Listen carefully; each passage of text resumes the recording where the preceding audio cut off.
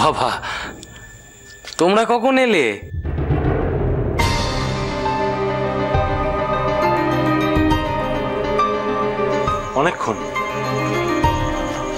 অনেকক্ষণ এসেছি। আসলে তোমরা গভীর আলোচনায় মগ্ন ছিলে তো, তাই আমাদের দেখতে পাওনি।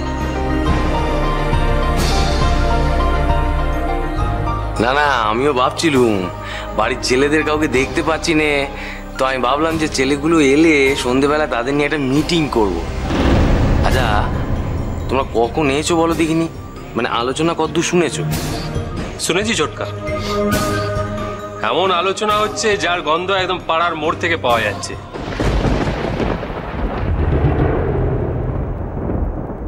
তো জেসে বিয়ের আলোচনা নয়, একই ছেলে দুবার বিয়ে।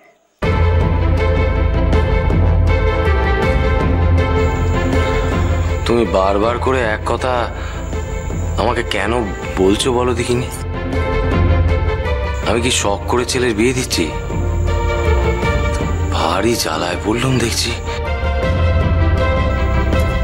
তোমাদের এত কথা বলার কি দরকার বাবা? একটু চুপ করে থাকো না।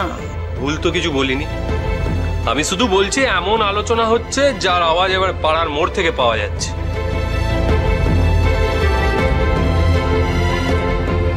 এরম ভাবে ঠুকে কথা বলোনি।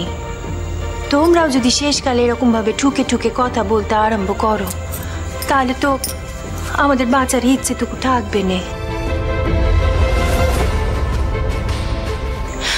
ও কার্তিক, ভাইয়ের বিয়ে, মনে আনন্দ নিয়ে কাজ করতে নেমে পড়ো বাবা। যা হয়েছে সব ভুলে যাও, সব ভুলে যাও। যে ভুল হয়ে গেছে সে ভুল যেন আর হয়নি। এখন অনেক কাজ তোমাদের উপর ভরসা করে তো এত বড় কাজে নেমেছি। তোমাদের ভাই তো কোনো কিছুতে থাকবে না, বই মুখে করা ছাড়া সে আর কি বা জানে। মাফ করো ছোট মা, এই বিয়ের কোনো কাজ আমি করতে পারবো না।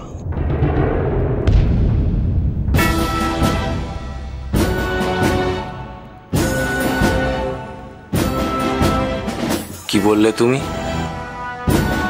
তুমি তোমার ছোট মার মুখের ওপর এত বড় কথাখানা বলতে পারলে বলতে?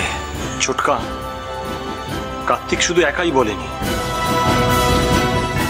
আমার পক্ষেও এই বিয়েতে থাকা সম্ভব নয়।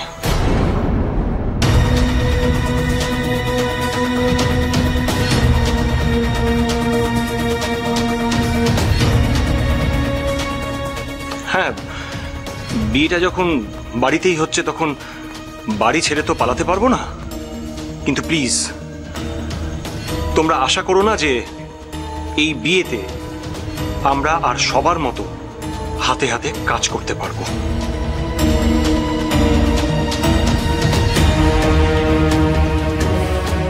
কেন শুনি? কেন পারবে না? হ্যাঁ, তো কিছু ঘটনা হয়ে যাওয়ার পর ওই মেয়ের ওপর থেকে তোমাদের মন গেল নি? না, যায়নি। কারণ সেদিনকার ঘটনা আর যেই বিশ্বাস করুক, আমরা কিন্তু বিশ্বাস করিনি।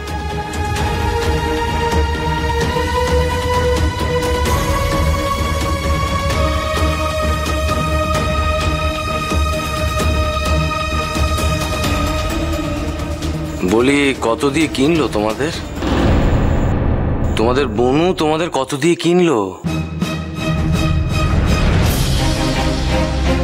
যে কথাটা সারা বাড়ি বিশ্বাস করছে, তার নিজের স্বামী বিশ্বাস করছে, সে কথাটা তোমরা বিশ্বাস করতে পারছো নি?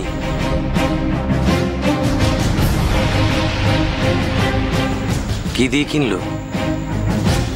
কি হলো বলো? আমি একটা কথা জিজ্ঞেস করছি, তার উত্তর দাও। উত্তর পাবে ছোটকা, সময় এলেই উত্তর পাবে।